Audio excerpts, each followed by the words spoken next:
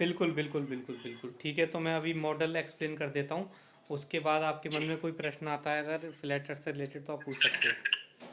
ये बेहतर रहेगा। ठीक है ठीक है ठीक है।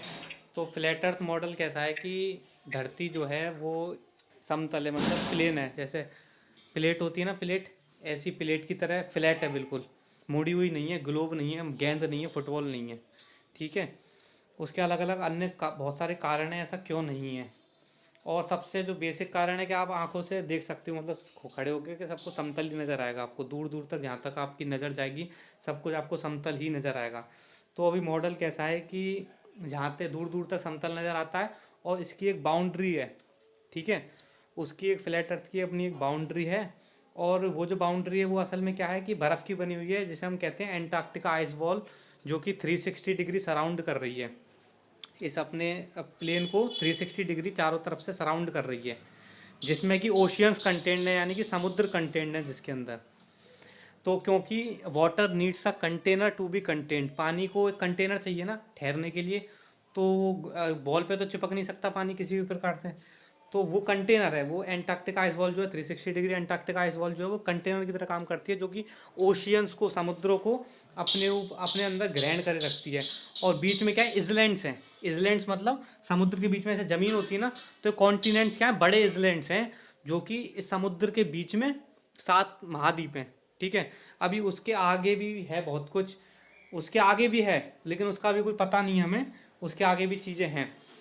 जैसे कुछ मैप्स मिलते हैं हमें 17 सेंचुरी के जापानीज मैप, जिसमें आगे बताया गया कि आगे भी कॉन्टिनेंट्स, यानी कि आइस वॉल को क्रॉस करके भी आगे कॉन्टिनेंट्स हैं, वहाँ भी लोग रहते हैं, वहाँ भी बींग्स रहते हैं। ये इंसान रहता नहीं रहता, इंसान जैसे ही शायद कुछ लोग रहते हैं वहाँ पे भी। और बहुत सारे कॉन्टिनेंट्स हैं, लगभग 15 कॉन्टिनेंट्स बताए थे। और ये तो अपना एक तरीके से मॉडल हो गया इसका। और ऊपर बोला जाता है कि एक डोम है। डोम है मतलब उसे आप तोड़ के जा नहीं सकते, स्पेस नाम की कोई चीज़ नहीं होती, उसे आप तोड़ के जा नहीं सकते बाहर। डोम को तोड़ के आप बाहर नहीं जा सकते, ना कोई रॉकेट तोड़ सकता ना कुछ होता। तो ये बाकी जो फर्जीवाड़ा चल रहा है कि नासा वगैरह जो बता रहा है कि हम चले गए मार्स पे, यहाँ चले गए, वहाँ चले गए, प्लेनेट्स पे चले गए, क्या मून पे आगे, तो कोई आज तक मून पे नहीं गया और कोई आज तक जो है मार्स पे नहीं गया। ये सब फर्जीवाड़ा है मतलब कुल मिला के। और ये तो अपना मॉडल हो गया। अभी इसमें ऐसा है कि इसके ऊपर भी प्लेन्स हैं, इसके नीचे भी प्लेन्स हैं। प्लेन, प्लानेट, प्लानेट का मतलब होता है plain with a T junction. Plain with a T junction. T junction का मतलब, अब ये टी जंक्शन क्या है, ये ऊपर जाता है और नीचे जाता है। यानी कि इसको समझिए आप, जो प्लेन टी है ना, टी जंक्शन है, वो एक, वो राइट और लेफ्ट नहीं है। जैसे कि आप सड़क पे जाते हो, टी जंक्शन आता है तो एक राइट में मुड़ जाता है, एक लेफ्ट में मुड़ जाता है। तो प्लानेट वाला जो टी है वो प्लेन है, और वहाँ पे टी जंक्शन है जिसमें अपर प्लेन को जा सकते हो और लोअर प्लेन्स को जा सकते हो आप। ठीक है। तो ये क्या है कि ऐसा बताया गया है, हमारा मतलब वेदों वेदों में इसकी चर्चा करी गई है कि जो हमारा अर्थ प्लेन है, जो ये एग्जिस्टेंस है, ये अभी जैसे मृत्यु लोग बोलते हैं, और ये मिडिल में है। 7 प्लेन इसके ऊपर है और 7 प्लेन ऑफ एग्जिस्टेंस इसके नीचे हैं। ठीक है, जिन्हें हम लोअर प्लेन्स बोलते हैं। अभी कोई जो बीइंग है वो अपने कर्मों के अनुसार जो है इन प्लेन्स पर आता है, मतलब उसके लाइक, मतलब ऐसा मान के चलो कि जहाँ पे लाइक हमारी जो इस प्लेन ऑफ एग्जिस्टेंस पे लगभग 100 साल की, 100 तो नहीं, 70-80 साल की उम्र होती है। मतलब बहुत शॉर्ट पीरियड है हमारा, और यहाँ पे बहुत सारे दुख होते हैं, पेन होती है, पीड़ाएं होती हैं लोगों को। तो ये this is not the perfect place to live in. ये सबसे परफेक्ट जगह नहीं है जहाँ होना चाहिए हमें। तो इससे भी जो एक ऊपर का प्लेन है उसे बोलते हैं स्वर्ग लोका। वहाँ पे क्या है कि लोगों की उम्र ज़्यादा होती है, और वहाँ को लोगों को पेन सफरिंग ये सब नहीं करना पड़ता, और मौज लेते हैं, मतलब प्लेजर में आते हैं, प्लेजर लेते हैं वहाँ पे। लेकिन वहाँ जाने के लिए थोड़ा बिहेवियर वगैरह होना चाहिए, ये सब चीज़ें हैं। और बाकी अगर मैं फ्लैट अर्थ के मॉडल की बात करूँ, तो जो सन है वो फ्लैट अर्थ के चक्कर का लगाता है। सिमिलरली मून भी फ्लैट अर्थ के चक्कर लगाता है around the, like around the north pole. North pole is the centre, sorry, north star is the centre. तो आसमान में जब आप देखोगे तो नॉर्थ स्टार ही एकमात्र ऐसा स्टार है जो कि स्टेबल रहता है।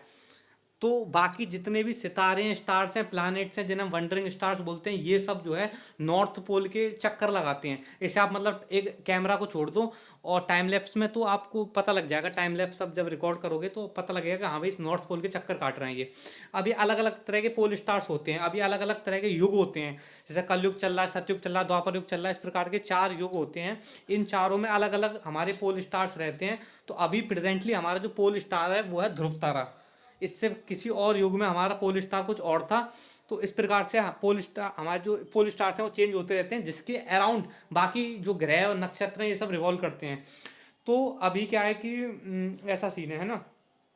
और इसके अलावा जो कॉन्स्टिलेशंस होते हैं, लाइक मतलब ऊपर आसमान में क्या होता है, जैसे कॉन्स्टिलेशन आपको पता ही है क्या होते हैं, आकृतियां बनी होती है, तारों से आप आकृतियां बना लो।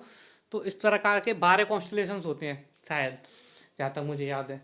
तो 12 कॉन्स्टिलेशन जो होते हैं, अभी क्या है कि आसमान में जो है, जब आप देखोगे सूरज कहीं पर है और रात्रि में चंद्रमा कहीं पर है, और तो फिर मतलब अभी क्या है कि एस्ट्रोलॉजी जो होती है ना, एस्ट्रोलॉजी जो विज्ञान है, यानी कि ज्योतिष का जो विज्ञान है, वो फ्लैट अर्थ पे ही काम कर सकता है। वो जो है ये जो ग्लोब अर्थ मॉडल है इस पर काम कर ही नहीं सकता, क्योंकि जो ग्लोब अर्थ मॉडल है वो तो ऐसा बोल रहा है कि भैया, क्योंकि ग्लोब अर्थ मॉडल के अंदर तो मतलब 4 प्रकार से धरती घूम रही है। तो धरती अपने एक्सेस पे घूम रही है, धरती जो सूरज के भी चक्कर काट रही है, धरती गैलेक्सी के भी चक्कर काट रही है, धरती दूसरी गैलेक्सियों के भी चक्कर काट रही है। इस प्रकार से मतलब ऐसा आज रात में जो हमें सितारे दिख रहे हैं, कल जो सितारे दिखेंगे कल रात को, तो वो तो टोटली डिफरेंट हो जाएंगे, क्योंकि इतना परम्यूटेशन कॉम्बिनेशन चेंज हो गया इतना खतरनाक तरीके से वो तो। लेकिन हम देखते हैं कि stars are exactly the same, exactly at the same location, relative to each other, and relative to earth as well. खाली रोटेशन का फर्क आता है।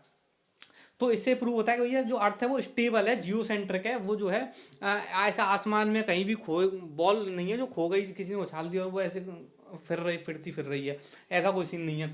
तो अभी क्या है कि जो ये आजकल जो एस्ट्रोलॉजी में जो कर रहे हैं ना, जो प्रिडिक्शन निकाल रहे हैं, सब फर्जी क्यों है? क्योंकि इनके जो कैलकुलेशन है, इनकी जो मैथमेटिकल कैलकुलेशन है, वो बेस्ड है आपके ग्लोब अर्थ के मॉडल के ऊपर। अगर आप ज़्यादातर देखोगे तो असली विज्ञान चालू तो जब होगा, जब आपको फ्लैट अर्थ के बारे में पता होगा, तभी आप रियल प्रिडिक्शन कर सकते हो, तभी आप ज्योतिष असली जान सकते हो। असली ज्योतिष जान पाओगे तो आपको पता लगेगा कौन सा ग्रह का क्या मतलब है, और उसका क्या हमारे जीवन में क्या इंपॉर्टेंस है। और उसके हम मतलब अगर वो खराब चल रहा है, खराब तो खैर कोई नहीं चलता, सब अपना अपना काम करते हैं।